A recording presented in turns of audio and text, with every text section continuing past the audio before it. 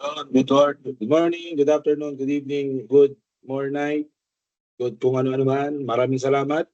At dala naman tayo sa isang panibagong episode ng Transfer Tax, which is ang mas madali, no? Donors Taxation. Alam niyo ba ang donors tax? Sa mga kilabot ko yan dati. No? Kasi kung matatanong naman ako, no, nabutan ko kasi lahat ng transition mula old tax law hanggang ngayon. No? Alam niyo pa na taxation dati ng donors tax? Mahirap. Hindi mo siya totally mahirap. Para siyang AFAR, napaka-technical. Parang ang dami niyang kailangan mong isipin bago makapag-compute. Una, sa donors tax dati, kailangan niyong alamin kung ang pagdodonatan niyo, relative o stranger. Ngayon, after niyong malaman kung relative o stranger, kasi ang relative, ang taxation niya, graduated tax table. O, di ba? Gaya na nabanggit ko sa inyo sa estate tax. So dati, nung board exam before trade law, yung mga May sa October 2017, ang board exam ng mga yan, yung graduated tax table nila tatlo. Income tax ng individual, estate tax, saka donors tax. O di ba? Dami-daming alamin. Yon, sa individual donors tax ng relative. O paano ko pa malalaman kung relative sa donors tax? Magkaiba ang relative sa estate tax sa relative sa donors tax. Sa relative sa estate tax, kailangan 5th degree of consanguinity. Kasi nga ang pa estate tax ang ay pang 5 letra, o di ba? May mga technique pa kami dati diyan. Tapos sa donors tax, mako-consider mo lang siya na relative kung 4th degree of consanguinity. Kasi nga ang letter D ay ika-4, o 4th degree. So, graduated taxable. Pag mag-donate ka naman sa stranger o yung mga lalampas sa 4th degree, fix siya na 30%, o di ba? Actually, vague pa nga yung dati kasi walang threshold. Ibig sabihin, kahit mag-donate ka ng 10 piso, kasi wala naman dating 250k exemption sa donors tax. Magbabayad ka ng donors tax sa 30%, o di ba? So dati sobrang technical ng donors tax, tapos na yung pang exemption, may mga dowry pa, kung ano na pa. This time, andali na lang yan, no? Kasi ang donors tax ngayon, napakasimple na lang. Wala nang kinalaman kung relative o stranger. Maparelative pa stranger, isa lang ang tax nila, no? Flat rate na 6%, no? So without further ado, simulan na natin, no? Donors tax definition.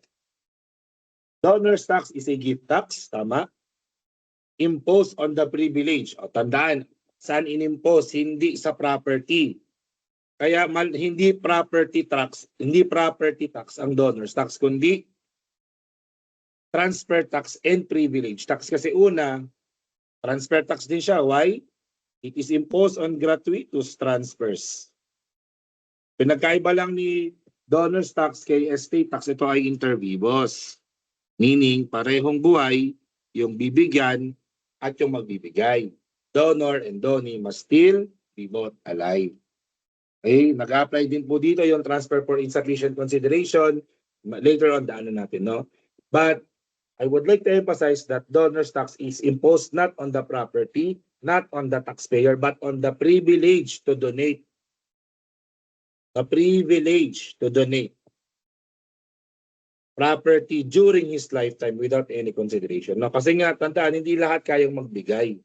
Diba? Privilege ang makapagbigay. Tama? Oo, syempre. Lalo lang ngayong Pasko, di ba? Hindi lahat ng ninong mo nagbigay sa'yo. Kaya privilege, mabigyan ka. Mga ninong mo, tinakbuhan ka na.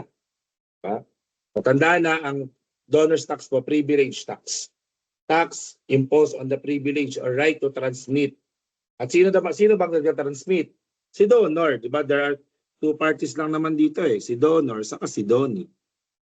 Donor gives, donee takes or receives.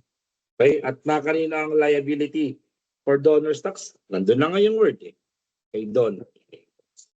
Although, pwede ba nating sabihin na, sir, pwede ba magkaroon ng internal agreement between donor and donee na si donee na lang magbayad? Kasi nga, binigay ko naman na sa kanya. Hindi siya na lang din magbayad niyan. Kumbaga, yun na lang yung parang as if nakapalit. Ang sagot po pwede. Internally pwede. Sa mata ng batas, kahit si donee nagbayad niyan, si donor pa rin ang liable. Kaya pag nagkaroon ng deficiency dyan, kunyari, kulang yung binayad na donors tax, hindi si donee ang hahabulin, kahit si donee ang nagbayad, si donor, no? So internally pwede, pero sa mata ng batas, si donor siya ang liable kita ng nangyari, no? So the donors tax rate, okay, number 1, check na tayo, no? Number 2, donors tax rate. Dati, nabanggit ko na sa inyo last time, before train law, relative graduated tax table. Di ko nakabisado yan. Actually, wala naman akong kabisadong graduated tax table ever since. No? Kasi ayoko nang pahirapan sarili ko. But starting 2018, January 1, 2018, effectivity of trade law, donor's tax is now a proportional. No? At anong tax niya na proportional? Same ng CGT na real property, same ng estate tax, 6%. Kung ang sale ng real property ay nakadepende sa fair market value or selling price, whichever higher, kung ang estate tax ay nakadepende sa taxable estate, this time ang donor's tax ay nakadepende sa taxable gift. Okay? Taxable gift in excess of 250K. Yun. Kumbaga may standard deduction din ang donor's tax, yes. Kung ang estate tax may 5 million para sa resident or citizen, tas 500K para sa non-resident alien, sa donor's tax may 250K. Ang tanong, sino may 250K? Lahat, mapa-resident or citizen or non-resident alien. No? Yun yung malaking pinagkaiba ng standard deduction ng estate tax sa standard deduction ng donor's tax. Ang standard deduction ng estate tax, mas malaki kapag resident or citizen kasi nga taxable sila worldwide. Tapos pag non-resident alien, 500K lang. Taxable lang sila within eh. Pero for donor's tax, mapa-R or C and NRA, 250K ang kanilang standard deduction. And syempre, dadaan din natin later on yung donation or contribution to political parties or coalition of parties for campaign purposes, no? Na, syempre, nagbigay ka sa politiko without consideration, it may be subject to donor's tax. It may be subject or it may be exempted. Mamaya daanan natin later on. Okay, composition of gross gifts. Syempre, ganun lang din. Nabanggit ko na sa inyo last time. Kung sino ang taxpayer ng estate tax, siya din ang taxpayer ng donor's tax. No? Resident or citizen, may ORA, emphasize natin yung ORA. Ibig sabihin, pwedeng resident citizen, pwedeng non-resident citizen. Kasi ORA, hindi ka nga resident, citizen ka naman. Or pwedeng resident alien. Hindi ka naman citizen, resident ka naman. No? Pag ito daw yung mga taxpayer, taxable sila wherever situated. Mapa-personal or real property. Meanwhile, pag non-resident alien, taxable lang sa mga property situated in the Philippines. And syempre, sa non-resident alien, meron tayong special consideration wherein may tinatawag na rule of reciprocity wherein ang covered net ay mga intangible property situated within the Philippines na kapag ang sabi, if the country of the non-resident alien does not impose donor's tax, the intangible properties within the Philippines of that non-resident alien is not, is not subject to donor's tax kapag may reciprocity. Ang reciprocity ba ay ina-assume kapag silent ng problem? Hindi. Actually, kahit hindi silent ang problem, hindi ina-assume yan. Sa totoong buhay niya, hindi ina-assume yan eh. Kailangan patunayan mo na may treaty talaga yung bansang to, na may ganitong usapan, no? Okay? At kung walang reciprocity, edi isama mo lahat basta within, whether personal, real, or tangible. No? For transfer for less than in full adequate consideration, nabanggit ko na lang sa inyo last time, no? Lahat ng properties pwedeng makonsider nito except sa real property considered as capital asset. Yeah, you know why? Because ang taxation nito ay whichever is higher between the fair market value or selling price. Meaning, kahit ibenta mo ng pataguyan, ibenta mo ng palugiyan, sabihan din na fair market value, 8 million, binenta mo lang ng 1 million, okay lang. Alam mo kung bakit? Kasi nga, ang taxation nito kung binenta ito, CGT, at ang CGT ay, ang basis niya is whichever is higher between fair market value or selling price. At yun mo, kung ibenta mo ng palugi, ang taxation niya, based sa 8 pa rin. Okay? Again, applicable, hindi applicable, no? Applicable to all properties except RPCA. Real property considered as capital asset. Okay? Ayan, no, nakalagay na. Naka-table na. Titingnan mo na lang. O, diba? Tingnan mo lahat pwede. Maliban sa RPCA. O, kitang-kita, kapatid. Hindi ka na mahihirapan yan. O na lang ang dyan, kalaban dyan, no? Pero may gusto kong i-emphasize, ito bago lang, hindi mo siya totally bago, no? Na 2021 pa to. So what if trabaho mo talaga magbenta, part ng inyong, nagbibenta ka ng property at a discounted price, no? Pero part yun ng ordinary course of trade or business. Example, no? Isa kang car dealer. Ngayon, yung property yung kotse na ito, no? Yung kotse na ito, sabihin natin, ang fair market value niya is 2 million pesos. Kotse to ha, kotse. Manufacturing price yan. Or selling price na, sorry, selling price na. Fair market value, 2 million, no? Dapat mo daw siya ibenta. Ngayon naghahanap ka ng mga buyer. Sir, 2M, 2M. 2M po, bili na kayo ng kotse. Nag-post ka na sa FB, nag-my day ka pa, pinost mo na sa kung ano-ano. Yun nga lang, walang gustong pumatos ng kotse mo na 2 million. Kahit anong gawin mo, wala siyang nabili, na-exhaust mo na lahat ng efforts mo. Ngayon, ang ginawa mo, binabaan mo siya. Sabi natin, sige, babaan ko na lang, sir. 1.5 million na lang. Uy, di nung may nagbaba ka ng presyo, 1.5. Uy, yung daming biglang na gano'n sa'yo. Nag-notif. Sir, get ko na yan, blank, blank, blank. O, di ba?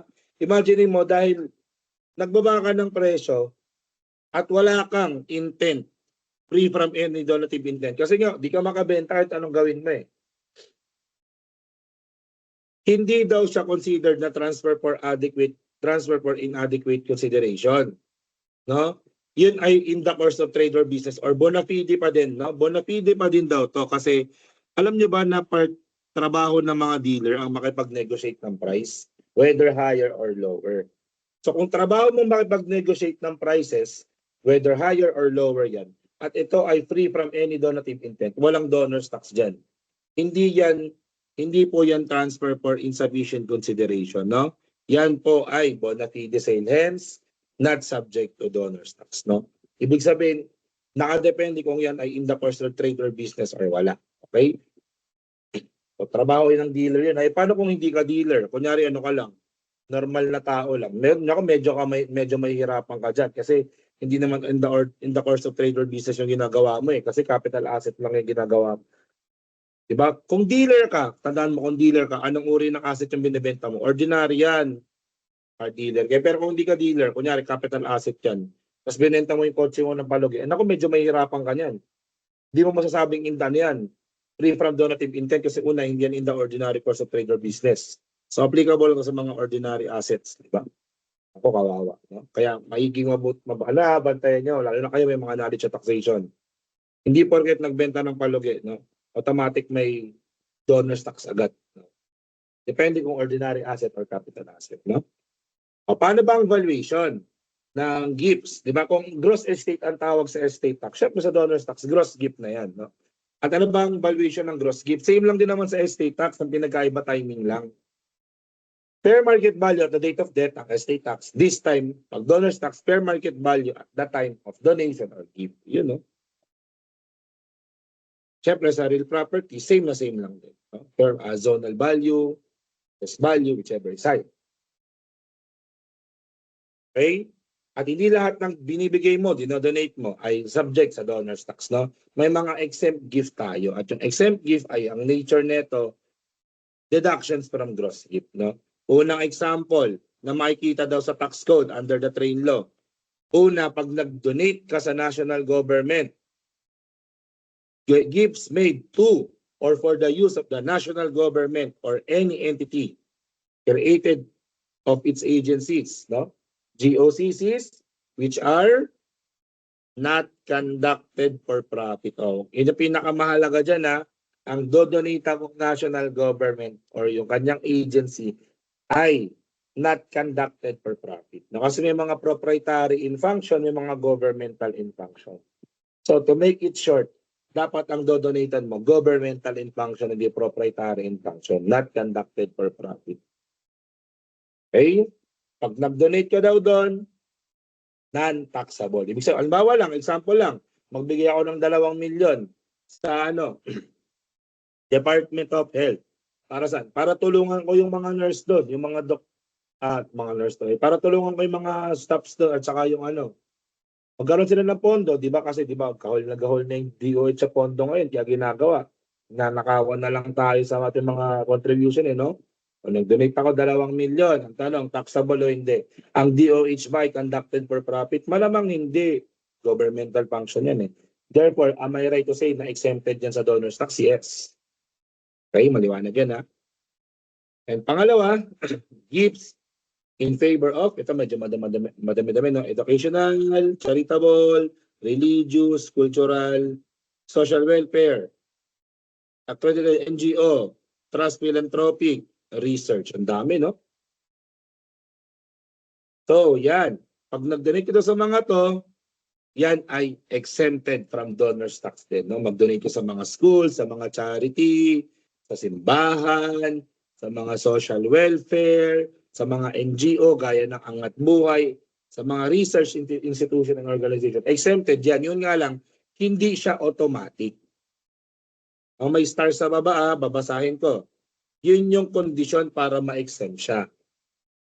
In case of gifts made to certain institution, in order to be exempt. O, tingnan mo, may kondisyon in order to be exempt.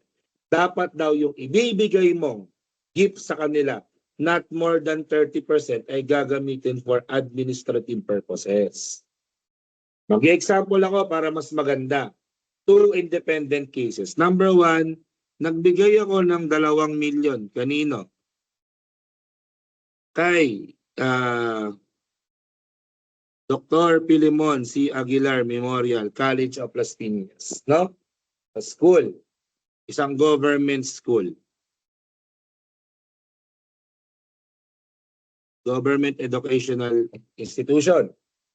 Non-stock non-profit din yan, ha? Ngayon, since ako ang donor, ako ang may right to say kung paano gagamitin yung 2 million na yan. Diba? Tanda, pag magdo-donate, pwedeng may condition, pwedeng wala, or pwedeng may clause doon kung saan gagamitin. No? Kung ako ang donor, nilagay ko, no? Una, sabi ko, oy, DFCAM, 2 million bibigay ko ha. 1.5 million dyan. Extension ng building para mas maraming classroom. Okay? Mas maraming classroom ang magawa. At yung natitirang 500K, bigay mo sa pasahod ng mga teacher. Kasi nade-delay daw mga sahod ng teacher dito eh. Oh, kompleto ng 2 milyon na, 1.5 gamitin for extension ng building, 500K, pampasahod ng mga teacher. Question, is the said gift exempt from donor's tax? Tingnan natin. Alin sa 1.5 million at 500K yung tinutukoy doon sa unang star na administration purposes? E di ang sagot dyan, yung pasahod ng mga teacher, di ba? Ang 500K dyan, yun yung pasahod ng mga administrative purposes yan. So ilang percent yan ng 2 million? O 25%, 75%. Ang tanong, exempt pa din ba ang gift if ganito ang instruction ng donor? Ang sagot, yes, kasi ang requirement hindi lalampas ng 30%. Eh 25% lang naman to eh. Pasok na pasok sa requirement. Ibig sabihin, the donor is still exempted from donor's tax. Right? Okay. Second example, independent scenario. Number 2 naman ngayon. Nagbigay ako ng 1 milyon. Kanino? Kunyari kay, ano bang magandang institution? Angat Buhay. Yan. Kalaleni. Siyempre, idol natin yan. Ba, wag natin idolan yung mga walang kwentang ano. Okay, 1 million. Ano ang kondisyon? Sabi ko kay Angat Buhay. Angat Buhay, yung 1 milyon na binigay ko, itong gusto kong mangyari ha. 600K. Gamitin nyo pang relief goods sa mga nasalanta ng bagyo. At yung 400K, pasahod ulit sa mga staff.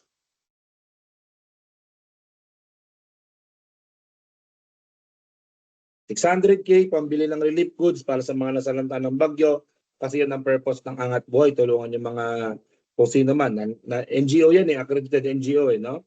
Question, if this is my clause, condition, exempted pa rin ba tayo sa donor's tax? Ang sagot, hindi na siya exempted. Taxable na siya. Kasi ang admin purposes dyan itong 400K. And 400K constitutes 40%. Ito ay 60%. Anong requirement ulit para ma-exempt? Hindi lalampas ng 30%, gagamitin for admin purposes. Ito kasi 40% na. Therefore, is this exempt? Ang sagot, hindi na. So, taxable na siya. because of this clause. Maliwanag ba tayo dyan? Ang sagot, yes. Ako ba sumagot eh, no? Maliwanag. Okay? So, exempt gift. Other exemptions, number 1, encumbrance on the property donated if assumed by donee. No? Ano yung mga encumbrance na sinasabi ko dito? Mga liabilities attached to the property. Halimbawa, dinonate sa'yo yung bahay. O, ikaw, X, ikaw, A, B, C. Sa'yo na lang tong bahay ko. Ang bili ko ang fair market value ng bahay ko ngayon, 2 million. Pero sad to say, yung 2 million na yan kasi, naka-contract to sell pa yan kay Pag-ibig. Meaning, hinuhulugan ko pa yan, may utang pa yan, although may title na ako kasi parang ilang, wala pa rin title nung, kumbaga, may rights na ako dyan kasi naghuhulog na ako dyan eh. Bayad na yung equity, bayad na rin yung kung ano man, no? Kung contract of sale to, meron ka ng meron ka ng dito, kung contract of sale to, meron ka ng title. Pero kung contract to sell to, wala pa kasi sa contract to sell, hindi magpo-proceed yun nang hindi nababayaran ng buo yung buong bahay, no? Assuming contract of sale to, may title ka na. Yun nga lang, kinuha mo kasi hinulog mo to sa Pag-ibig, di ba? Or sa kung ano man, Pag-ibig or bank finance. Out of 2 million, meron pang utang yan. Maliit na lang naman, no? 600K na unpaid mortgage.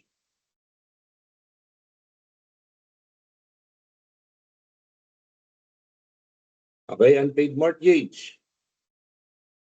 Ngayon, kung i-donate mo daw ito kay X, anong requirement para maging exempt or deductible? Dapat yung mortgage na unpaid na to, si Donnie nang magtutuloy. Bakit? Malamang tandaan nyo when you transfer ownership, pakinig na mabuti, when you transfer ownership, you are also transferring the risk and rewards attached to the property. Risks and rewards.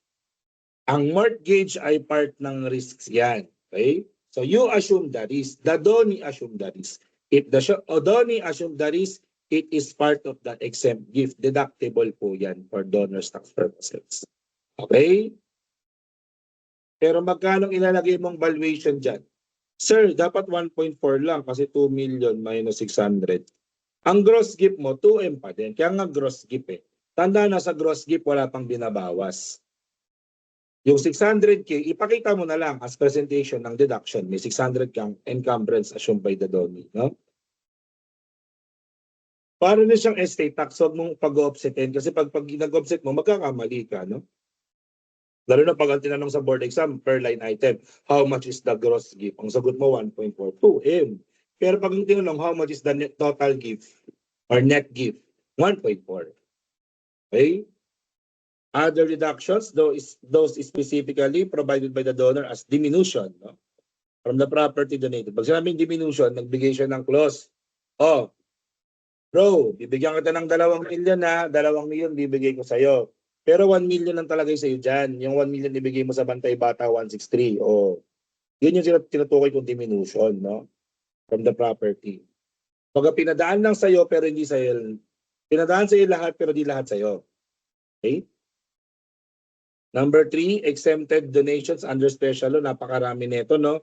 Una, pag nag-donate ito sa International Rice Research Institute or IRI, exempt yan. Sa PAC, F or the Philippine American Cultural Foundation, exempted din yan kay RMAF or Ramon Magsaysay Foundation Award, RMAF, Philippine Inventors Commission, IBP, DAP, Development Academy of the Philippines, National Social Action Council, and yung Aquaculture Department of Southeast Asian Fisheries Development Center of the Philippines. Ang haba, no?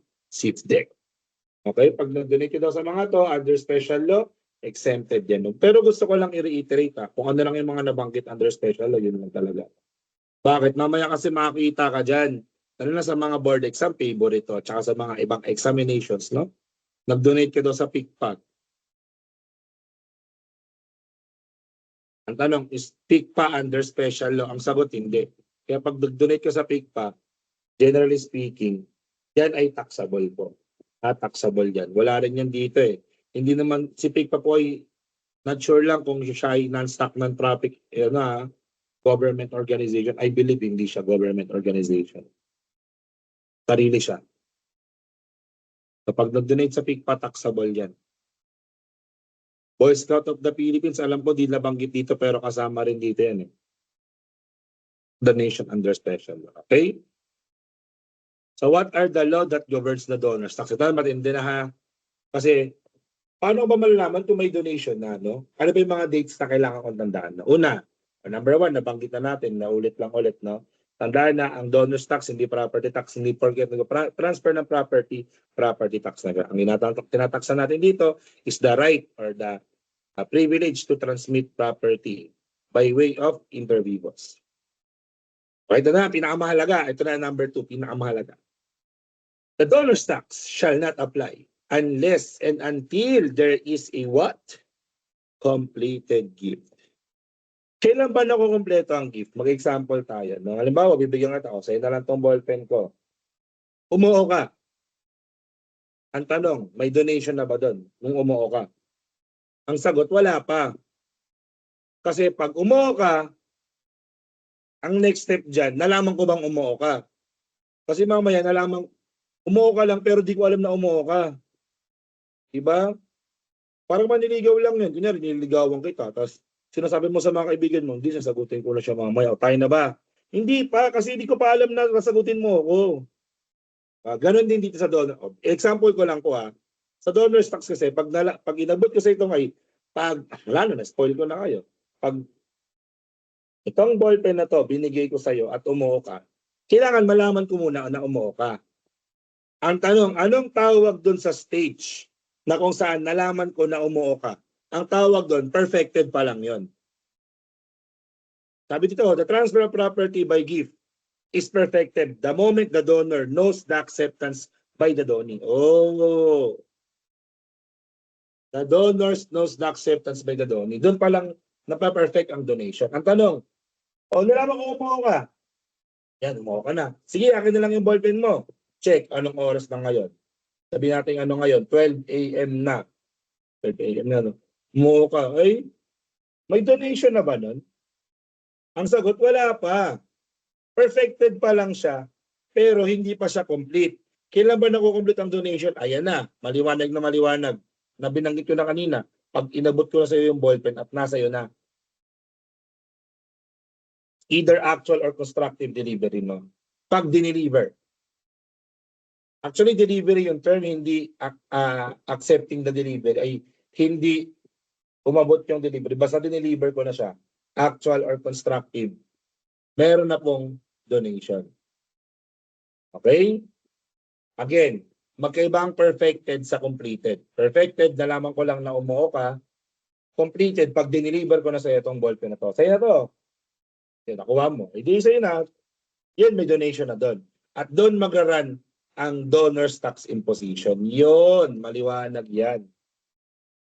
Tanda na, kailangan na deliver na either actual or constructive. Ano example ng mga constructive delivery? Alam nyo masasagot kapag nag-aral kayo ng law on sale. Yan yung mga tradisyon longamano, brevimano, tradisyon symbolica, tradisyon constitutum possessorium. Alalin niya yun. Nasa RFPT niyo yun po. Okay? Number 4. Alam niyo ba na ang donation, no? Ang contract of donation is a formal contract. Pag sinabi natin formal contract, kapag hindi nasunod ang mga formalities na hinihingi ng batas, pag hindi nasunod ang statute of limitations, statute of frauds, no? Wala po, void ang donation. Specific ng mga sinasabi ko, lalo na pag magdodonate ka ng immovable property. Anong requirement pag magdodonate ng immovable property? Ang sabi, pag magdodonate ng immovable property, dapat ang idodonate mo ay in-execute using a public document. And how does public document means? Dapat po notarized yan. Deed of donation. Notarized deed of donation in a public document. I-execute ni donor. And syempre, tandaan na pag nag-execute si donor ng public document for the deed of donation, dapat si Donnie, meron din siyang acceptance. At paano niya i-indicate yung acceptance niya? Pwedeng sa same deed of donation, or pwedeng in a separate public document as long as meron siyang acceptance na ginawa.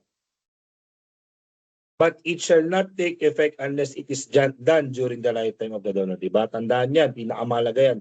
Dapat yung execution ng acceptance nagawa or nangyari during the lifetime of the donor, hindi nung namatay siya. At kung yung acceptance daw ay nangyari in a separate instrument, the donor shall be notified thereof in an authentic form, and this step shall be noted in both instruments. Ayan, okay? Tandaan na formal contract ang donation. No,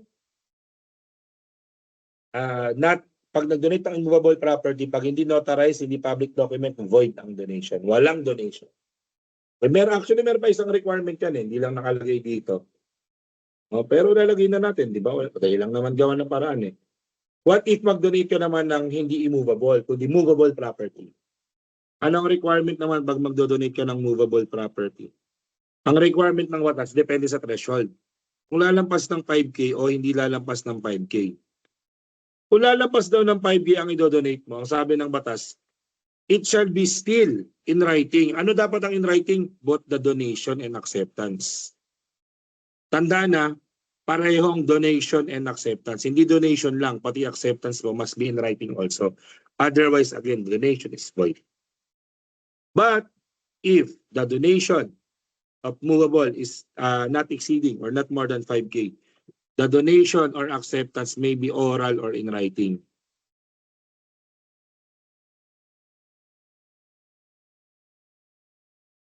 May be oral or in writing. Yun.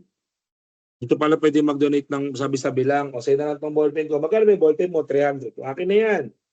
Meron nga lang close ang batas dito. No? Ang sabi, pag mag-donate by oral, dapat ang delivery is simultaneous. Agad-agad, bigay mo.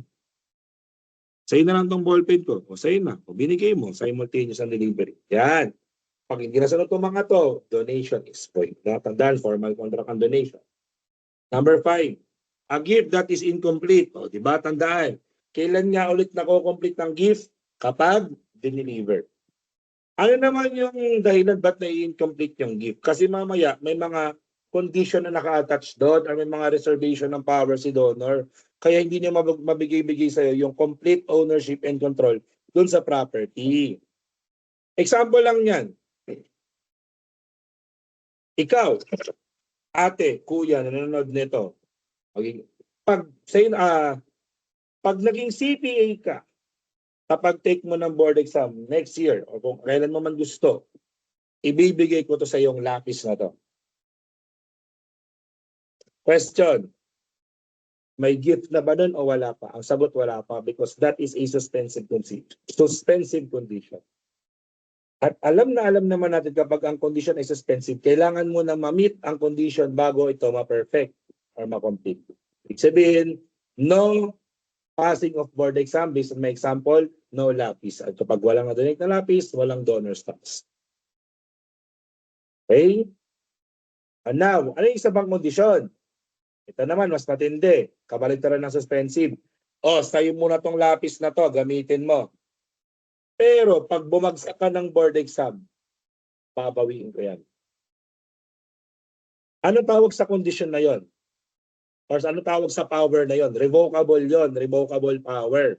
Or kung anong condition yon, resolutory condition. Ibig sabihin lang kasi nun, nalipat ko na sa yung possession, ginagamit mo na yung lapis. Ibabalik mo lang yung lapis pag bumagsak ka ng boards. Paano kung hindi ka bumagsak ng boards? Di swerte mo, sa'yo na yan. O, diba? Pero resolutory condition kasi wala tayong hinihintay na mangyayari, wala tayong hinihintay na na suspensive condition na walang, kumbaga ang kicking bomb natin dito, kumbaga ang meron dito, hawak mo na yung lapis na wala ka nang hinihintay. Kumbaga ang kicking bomb mo dito, pag bumagsak ako, babalik yung lapis, mawawalan ako ng lapis, hindi kayo ng suspensive condition. Pag bumasa ako, magkakalapis ako. Pag di ako nag-take, wala pa rin akong lapis. Dito, hindi pa ako nag-take, nasakad pa rin yung lapis. Kaso nga lang, pag nag-take ako, di bumasa, mababawi yung lapis sa akin. Di ba? Kumbaga sa resolutory, nauna na yung possession. Kumbaga, ang magdidictate na lang dito, kung di mo meet yung condition, wala, balik mo yung lapis na. Resolutory yung tawag dun, or revocable power. Di ko naman na need i-expound, no? Kasi alam natin naman na pinagkaiba ng resolutory sa suspensive. No? Suspensive, kailangan mo nang ma-satisfy yung condition na yon bago mabigay. Ang resolutory, na nasa in possession ng property, yun nga lang, pag hindi yun natupad, ibabalik mo, no? Ibabalik, i-revoke yung power. Okay? At kapag revocable ang donation, halimbawa, gaya na sinabi ko sa kanina, o sa'yo na lang tong calculator ko. Calculator, ibigay ko sa'yo. Pero pag bumagsak ka ng board exam, balik mo sa akin yan. Okay? Anong tawag ulit doon? Resolutory condition or revocable power. Eh what if pumasa ka? Eh di usap to. Resolutory condition eh. Wala, di ko siya babalik. Pumasa na pala ako eh. Wala nang chance na bumagsak pa ako kasi pumasa na ako. Yun. Complete na siya. Bigay mo na. Or si donor ni-renounce yung power. Pag sinabing renounce yung power, binawi niya. Ay, wag na lang pala. Sa'yo na yung lapis na yan. Wala nang condition. Gamitin mo na yung lapis na yan. E di complete na yung gift. Or yung right to exercise that reserved power ceases because of happening of some event. No? Therefore, hindi na siya resolutory. Perfected na siya. Completed na siya. Okay, tandaan niyo na, resolutory is a revocable power. Itabawi. Number 6, renunciation. Yun, ano yung renunciation? Tinanggihan mo yung mana. Tinanggihan mo yung mana, di ba? Namatay kunyari asawa mo. Nakuha, nagkatahatian na ng mana. Ngayon, pag si surviving spouse daw, nirenounce niya yung share niya sa conjugal partnership or ACP due to dissolution of marriage. Ito yung share of surviving spouse, no? Pag nirenounce daw ni surviving spouse ang share niya at binigay niya ito sa kanyang mga heirs, anak, or kung walang primary compulsory heir, secondary compulsory heir, mga magulang, kung walang magulang, fifth degree of consanguinity o kung sino man na magmamana, pag renounce daw niya yung share of surviving spouse, it is subject to donor's tax. The revocation of the share of surviving spouse is subject to donor's tax. But if you renounce your share in the inheritance or the hereditary estate, no? In the net distributable estate, magkaiba to magkaiba ang share of surviving spouse, magkaiba ang net distributable estate. Bakit? Ang share of surviving spouse, si spouse lang ang meron yan. Kasi siya yung tinatawag natin, ano nga ulit? Yung laging magmamana, whether may compulsory heir o wala, concurring heir siya. Yung share ng concurring heir, si spouse lang ang pwede niyan. Therefore, subject yan palagi sa donor's tax. Pero yung share sa net distributable estate, sabi dito, if general renunciation, it is not subject to donor's tax. Ano yung sabihin ng general renunciation? Halimbawa lang, si A namatay. At ang kanyang mga heirs or si X, Y, at Z. Si B ang kanyang asawa, no? Ang kanyang share, ang surviving spouse. Nung namatay si A, nabigay yung SOS, nabigay yung mga net distributable estate. Ganun din dito, may net distributable estate din siya, no? Ngayon, yung share of surviving spouse, ni-renounce ni wife, binigay kay X, kay Y, kay Z equally. At yung share niya sa net distributable estate, ni-renounce din ni wife, napunta kay X, Y, and Z equally. Question, ano ang effect pag nag-renounce ka ng share of surviving spouse kay X, kay Y, kay Z? Maliwanag na maliwanag sa number 6. No? Na kahit na equally distributed yan, the share of the renunciation of the husband or wife of the share of surviving spouse is subject to donor's tax.